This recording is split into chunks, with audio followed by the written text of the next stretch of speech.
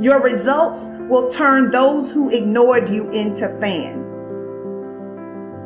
So don't slow your progress because you're trying to convince other people. Don't slow your progress because you're trying to drag too many people with you.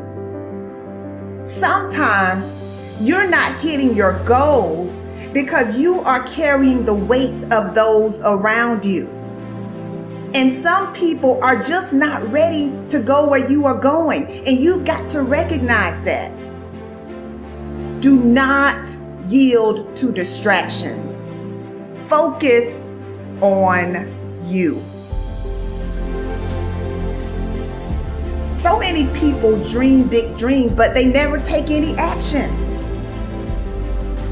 If you don't believe in yourself, you've already lost the battle. Not believing in yourself is a losing battle because either you won't try at all or you will convince yourself that you can't do it. And when you convince yourself that you can't do it, your results are going to confirm what you believe. And when your results confirm what you predicted, then you're going to say, see, this is who I am. Why should I even try? That is where you begin to fall short of your goals. You fall short of your goals when you predict that you're not going to hit them. And sometimes you're too focused on probability. You're asking yourself, well, what's the likelihood of this happening? Versus focusing on the possibility. Asking yourself, how would my life change if I accomplished this? Ask yourself that question. And don't wait on approval from anyone outside of you. And don't feel bad because you feel like no one is cheering for you. No, you've got to decide that you are your biggest fan. You've got to decide that you're going to finish what you started if you don't have one person supporting you. If nobody acknowledges you, acknowledge yourself. If nobody supports you, support yourself. You achieve your goals only when you are disciplined enough to keep showing up when you don't feel like it. So don't just talk about what you want to happen. Commit to making things happen. Be an action taker. And recognize that you don't have to be jealous of anyone. You don't have to compare yourself to anyone because you have the ability to create the life you want. So how about this? How about you try comparing yourself to the person you were 30 days ago? Over the last 30 days, have you learned and implemented something new? Are you mentally and emotionally stronger than you were 30 days ago? Have you stretched yourself or have you pursued comfort? These are the types of questions that you should be asking yourself. Why? Because winning requires focus. Winning requires intention. It's not enough to just do physical strength training. Physical strength training is not enough. You also have to train your mind to handle stressful situations.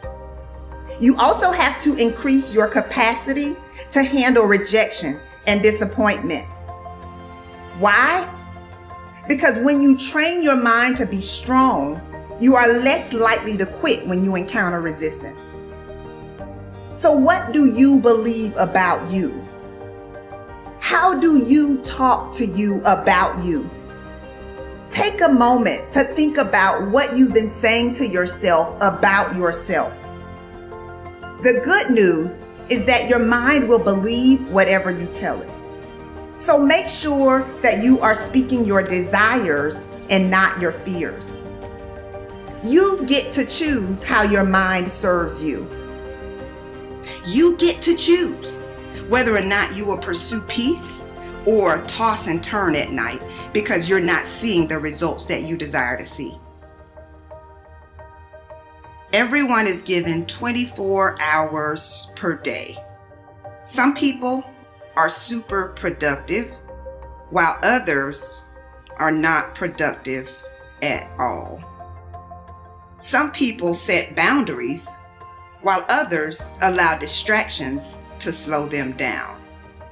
If you only remember one thing that I shared, I want you to remember the importance of valuing every moment that you are gifted. For many years, I didn't realize how valuable my time was. In fact, during my battle with depression, I would use every free moment that I had to myself to cry. It could be while driving my car. It could be during my lunch break. I had literally developed a habit of using my free time as an opportunity to think about just how unfair my life was. But one of the best decisions I've ever made was the decision to put in the work necessary to have a rewarding and joy-filled life. After years of overwhelming sadness, I finally realized that I had been wasting time that I could never get back. So I had to change my mental narrative. Am I problem-free right now? Of course not. But I do understand that worry and unhappiness is a distraction. So if unhappiness will not resolve your problem, doesn't it make sense to at least attempt to enjoy life? You know, it is possible to smile and enjoy your life even when you are going through a difficult situation. We all have valley moments. You just have to decide that you will not remain in the valley. I don't want you fighting meaningless battles. I don't want you trying to carry unmotivated people. I want you to say, you know what? I'm going to do this despite what's going on around me. You've got to recognize that your now is valuable. You've got to recognize that your now is critical to your success. So I have one last question for you. How will you use the gift of now?